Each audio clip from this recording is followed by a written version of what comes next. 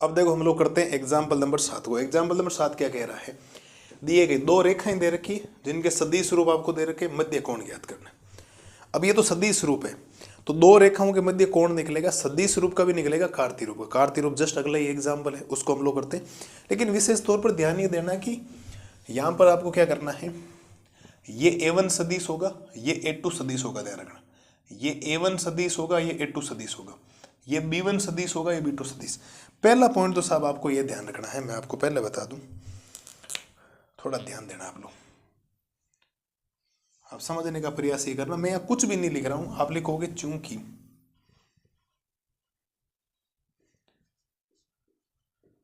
चूंकि दो रेखाओं के मध्य कोण, चूंकि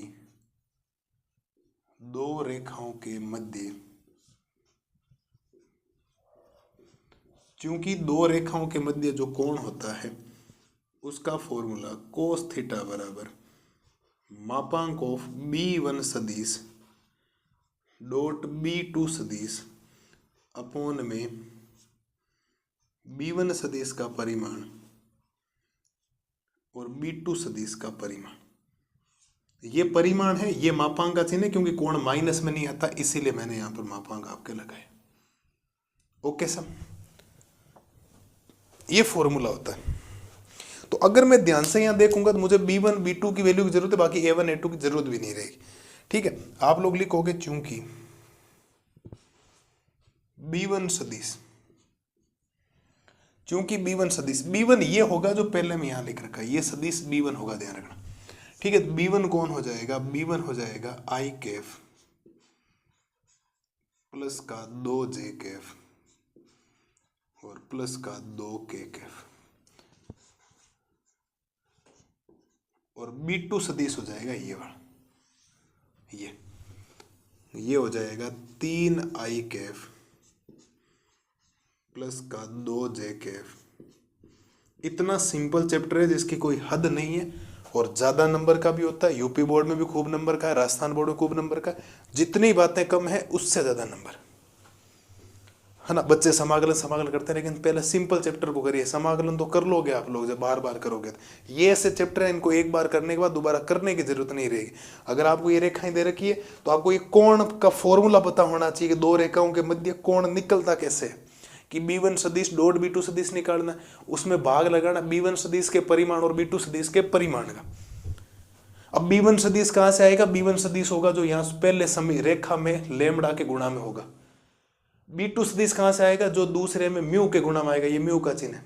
ये B1 सदिश, ये B2 सदिश, ये B1 सदिश, ये B2 सदिश, ये A1 सदिश, ये A2 सदिश। तो मैंने पहले ही बोला था ये A1 सदिश है, ये A2 सदिश है, ये B1 सदिश है, ये B2 सदिश है। तो मैंने चार चीजें बोली थी आपको, लेकिन जब मैंने ये सोचा कि मुझे इनके बीच का कोण निकालना है, तो कोण का फॉर्मूला साहब ये होता है। इसमें कहाँ A1 A2 की जरूरत है, तो हमें तो लेने की जरूरत नहीं, तो हम लोगों ने यहां तक ये कर दी। ठीक है, अब मुझे B1 सदिश डॉट B2 सदिश मैं पहले निकाल लेता हूं, फिर वैल्यू पुट करूं, क्या समझे। हम लोग लिखेंगे चूंकि B1 सदिश डॉट B2 सदिश, B1 सदिश डॉट B2 सदिश I Kaif plus 2J Kaif plus 2K Kaif dot 3I Kaif 2J Kaif 6K Kaif. शायद गुणा करना तो आना चाहिए, 10वें चैप्टर में इतना बढ़िया तरीके से सिखाया था आपको, नहीं सिखाया था क्या।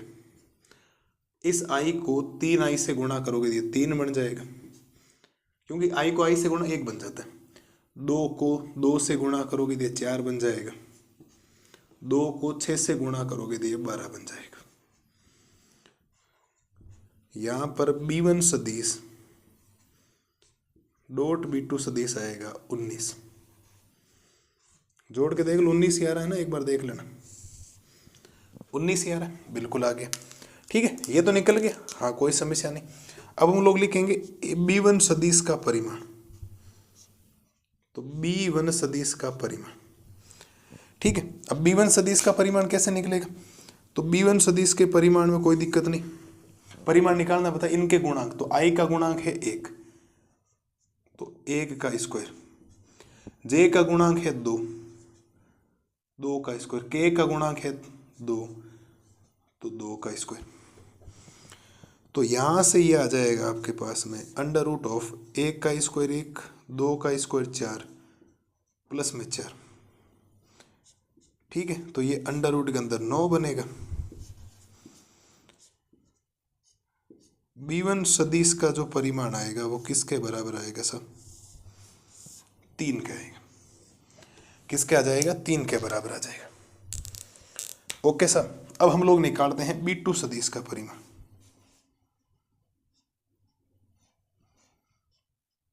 किसका परिमाण निकालते हैं? B2 सदिश का परिमाण। और B2 सदिश का परिमाण अंडर रूट ऑफ I का गुणांक कितना? 3, तो 3 का स्क्वायर, जे का गुणांक कितना? 2, तो 2 का स्क्वायर, के का गुणांक कितना? 6, तो 6 का स्क्वायर। तो यहां से B2 सदिश का जो परिमाण आएगा अंडर रूट के अंदर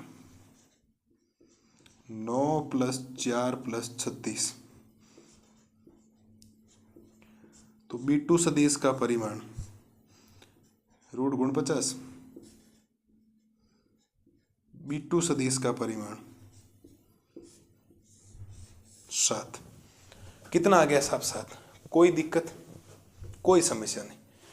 पहले फॉर्मूला पता किया B1, ये B1 ये B2, लेमड़ा के आगे वाला B1, म्यू के आगे वाला B2। यहाँ टी रेस आ जाते हैं। आप तो ये सोचना सेकंड नंबर पे B1 B2 आएगा। B1 B2 निकाला, डॉट प्रोडक्ट आता है ना, क्रॉस डॉट सीख रखे हैं 10वें चैप्टर में, काम कर दिया, वैल्यू पुट कर दो, आंसर भी आ गया। तो यहां से ही बन जाएगा कोस थीटा बराबर B1 सदिश डॉट B2 सदिश 19 आया था बटा में। B1 सदिश का परिमाण 3 आया था, इसका कितना आया था? 7 आया था। तो 3 × 7 कोस थीटा बराबर 19/21,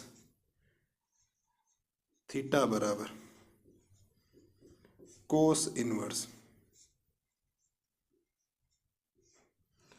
थीटा बराबर कोस इनवर्स 19 बटा कितना? 21। ये लो सब। अब कार्तीय रूप वाला तो इससे भी सिंपल है, कार्तीय रूप इससे भी सिंपल है, देखना भी आप। मैंने बोला था ना, जिस बच्चे को फॉर्मूला बता, 3 चीजें आती है इसके अंदर, मैं आपको बताता हूँ। 4 प्रकार के सवाल हैं। सदिश रूप और कार्तीय रूप का बीच का कोण निकालना, 2 रेखाओं के बीच का। सदिश रूप और कार्तीय रेखाओं के बीच की दूरी निकालना, विषमतलीय। और सदिश रूप की 2 रेखाओं के बीच की दूरी निकालनी आपको, समांतर रेखाओं की। और 1-2 सवाल और हैं, फिर हमारा चैप्टर भी पूरा हो जाएगा। धीरे धीरे हम लोग आगे बढ़ रहे हैं, मैं टाइम लगाऊंगा, लेकिन इस चैप्टर को एक बार करने के बाद वापस करने की जरूरत नहीं होती। समाकलन का रिवीजन करना पड़ता है, सांतत्य अवकलनीयता का रिवीजन करना पड़ता है, सदिश हो गया, ये हो गया, आगे रैखिक प्रोग्राम आएगा, प्रायिकता आएगी, इनका एक बार रिविजन, इसका मतलब काम आपका हो गया, 100% काम हो गया। कोई ज़्यादा समस्या भी नहीं आती किसी प्रकार की। करिए साहब, इसको करिए, स्क्रीनशॉट लीजिए पहले।